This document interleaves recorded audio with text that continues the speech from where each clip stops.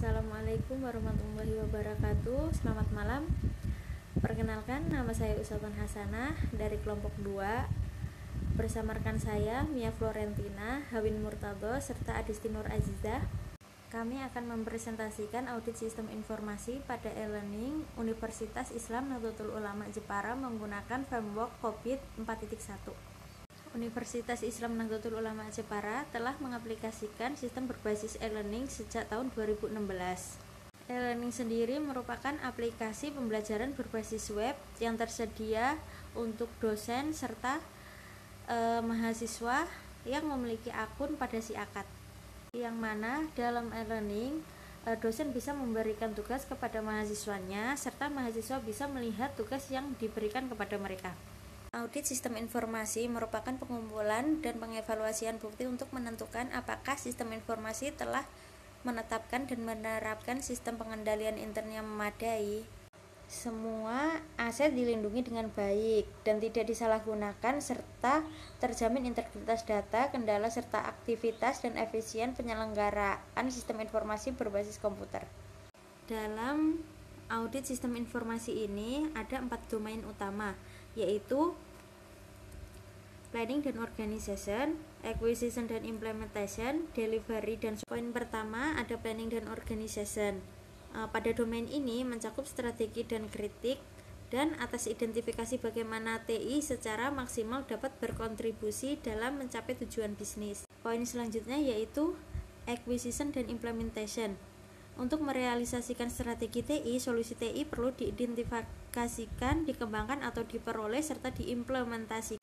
Yang ketiga yaitu delivery dan support. Domain ini memberikan fokus utama pada aspek penyampaian atau pengiriman dari TI, mencakup area seperti pengoperasian aplikasi-aplikasi dalam sistem TI dan hasilnya. Domain utama yang terakhir yaitu monitoring dan evaluation. Domain ini menunjukkan pada perlunya pengawasan manajemen, proses pengendalian dalam organisasi, serta penilaian independen yang dilakukan baik auditor internal maupun eksternal. Untuk presentasi selanjutnya akan dilanjutkan oleh rekan saya Adisti Nur Azizah. Assalamualaikum warahmatullahi wabarakatuh. Saya Adisti Nur Azizah dengan NIM 11212418. Metode pengumpulan data pada penelitian kali ini adalah 1. Observasi. Observasi merupakan metode yang dilakukan dengan cara mengamati secara langsung kegiatan yang dilakukan di tempat penelitian. Tujuannya untuk mendapatkan gambaran yang relevan dengan masalah dan tujuan penelitian. Pengumpulan data dilakukan di Universitas Islam Nahdlatul Ulama Jepara. 2. Kuesioner dilakukan dengan menyebarkan angket yang akan disebarkan kepada sejumlah responden. Adapun responden yang menjadi sasaran dalam proses audit sistem informasi e-learning adalah Kepala UPT Pusat Data dan Pengembangan IT, dosen dan mahasiswa. 3. Wawancara. Wawancara merupakan sebuah proses memperoleh keterangan dengan cara tanya jawab sambil bertatap muka antar pewawancara dengan responden atau orang yang diwawancarai, dengan atau tanpa menggunakan pedoman wawancara. Wawancara dilakukan dengan tujuan mendapatkan informasi sebagai pendukung hasil kuesioner. Wawancara digunakan untuk menangkap informasi lebih lengkap mengenai masalah yang diteliti dan tidak terjaring melalui kuesioner. Metode analisis data. 1. Analisis tingkat kematangan. Saat ini berdasarkan data kuesioner dilakukan analisis untuk menilai tingkat kematangan saat ini. Untuk domain DS. Pada analisis tingkat kematangan saat ini dilakukan penilaian terhadap masing-masing aktivitas. Sedangkan untuk hasil jawaban kuesioner tingkat kematangan akan tersedia 6 pilihan jawaban dengan nilai 0 sampai 5. Analisis tingkat kematangan yang diharapkan. Penilaian tingkat kematangan yang diharapkan bertujuan untuk memberikan acuan atau standar untuk pengembangan tata kelola TI dalam UNISNU. Tingkat kematangan yang akan menjadi acuan ke depan dalam proses layanan, jasa, dan pendukung dalam implementasi e-learning pada Unisnu Jepara dapat ditentukan dengan faktor sebagai berikut. A. Visi, misi, dan tujuan Unisnu Jepara. B. Hasil kuesioner. C. Wawancara dengan pihak pengelola dan pengguna. 3. Analisis kesenjangan. Setelah diketahui tingkat kematangan saat ini dan tingkat kematangan harapan, maka tahap selanjutnya adalah analisis kesenjangan. Analisis kesenjangan dilakukan untuk mengidentifikasi kegiatan atau perbaikan yang perlu dilakukan oleh pihak Unisnu Jepara agar tingkat kematangan bisa mencapai tingkat yang diharapkan. Oke, bismillahirrahmanirrahim. Saya akan melanjutkan presentasi dari teman saya yang sebelumnya, yaitu tentang pembahasan dan hasil. 1. Tata kelola IT pada e-learning Unisu. Pengelolaan IT di Unisu Jepara ini berada pada UPT Pusat Data dan IT UPT Pusat Data, dan IT mempunyai wewenang untuk menyediakan hal-hal yang berkaitan dalam pelayanan sistem informasi untuk mendukung kegiatan di lingkungan Unisu, termasuk di dalamnya e-learning. Keberadaan e-learning dalam proses kegiatan mengajar sangat membantu sekali karena di situ kita dapat berinteraksi aktif antara mahasiswa dan dosen. Akan tetapi keberadaan e-learning ini patut diaudit agar berkelanjutan prosesnya keberlanjutan prosesnya bisa berjalan secara efektif. 2. Analisis maturity level. Kondisi kemampuan tata kelola IT saat ini dari e-learning Unisu dapat diidentifikasi melalui analisis tingkat kematangan yang mengacu pada tingkat kematangan COVID, khususnya domain deliver dan support. Analisis tingkat kematangan dapat diperoleh dari penyebaran kuesioner. Analisis tingkat kematangan dapat diperoleh dari penyebaran kuesioner. Adapun jumlah responden pada penelitian ini sejumlah 37 orang.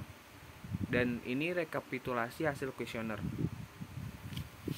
Dari domain support 3, proses mengelola kinerja dan kemampuan totalnya 104.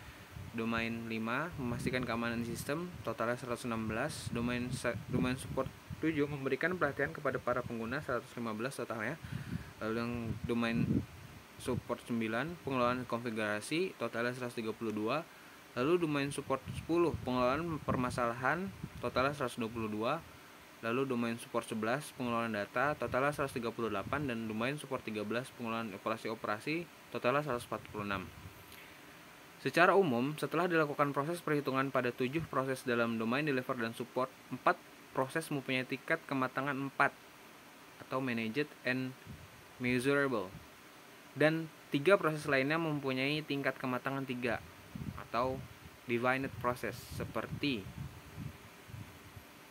dari tabel 2 terlihat bahwa secara umum tingkat kematangan implementasi e-learning Unisu khususnya pada domain deliver and support berada pada tingkat 4 atau managed and measurable.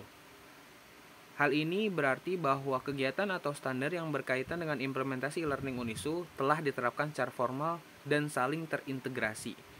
Serta terdapat pula indikator sebagai pengukur kemajuan kinerja secara kuantitatif dari pihak manajemen. Lalu terdapat perbaikan yang konstan terhadap proses yang ada, namun penggunaan otomasi masih terbatas pada proses tertentu. 3. Analisis gap maturity level. Target atau harapan kematangan proses tata kelola teknik informasi merupakan kondisi ideal tingkat kematangan proses yang diharapkan, yang akan menjadi acuan dalam model tata kelola IT e-learning Unisu yang akan dikembangkan. Target atau harapan kematangan proses tata kelola teknologi informasi dapat ditentukan dengan melihat lingkungan internal bisnis Unisu seperti visi dan misi, tujuan universitas. Maka dapat ditetapkan bahwa untuk dapat mendukung pencapaian tujuan Unisu, maka tingkat kematangan yang dilakukan harus ada pada tingkat 5 atau optimized pada proses domain support 3 dan tingkat 4 pada proses domain support 5, domain support 7, domain support 9, 10, 11, dan 13. Adapun nilai gap maturity levelnya bisa dilihat dalam tabel berikut. Gapnya dari domain support 3 harapannya 5 masih ada 0,7 gap. Lalu selanjutnya dari domain support 5 sampai 13 harapannya masih 4 dan gapnya ada yang 0,86, 0,89, 0,43, 0,70, 0,27 dan 0,05. Oke, cukup sekian dari saya. Selanjutnya akan dilanjutkan oleh teman saya. Baik, selanjutnya saya Mia Florentina Brupinem akan menjelaskan mengenai pembahasan dan hasil. Berdasarkan paparan di atas, maka dibuatlah rekomendasi berupa pengelolaan IT yang lebih intensif terhadap penggunaan learning. Selain itu, perlu diadakan sosialisasi maupun pelatihan terhadap penggunaan e-learning agar pengguna lebih bisa maksimal, serta pihak manajemen UPT, pusat data, dan IT juga harus berkomitmen terhadap tingkat pengelolaan proses yang sudah cukup baik ini agar terus ditingkatkan.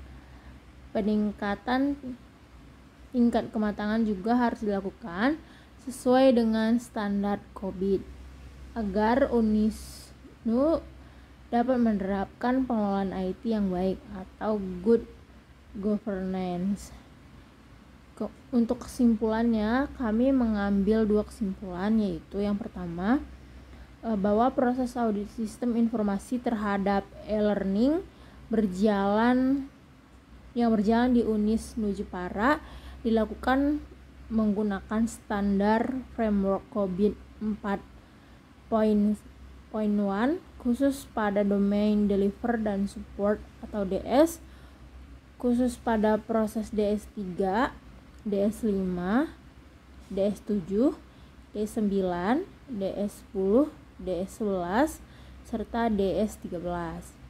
Untuk kesimpulan yang kedua, yaitu bahwa hasil tingkat kematangan atau maturity level pada implementasi e-learning berada pada level keempat, yang berarti sudah terukur dan terintegrasi antar proses yang berlangsung.